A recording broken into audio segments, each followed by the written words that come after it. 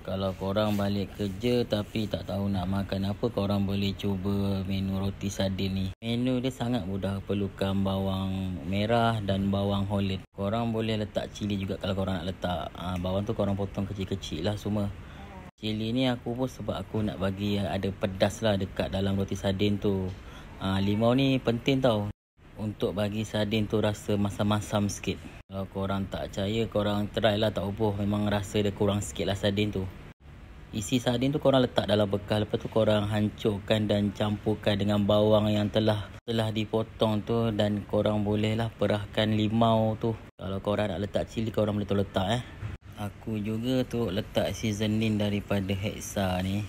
Bagi nak tambah perih sikit lah. Dekat Hexa ni ada cajun, BBQ, lemon pepper dan garlic salt.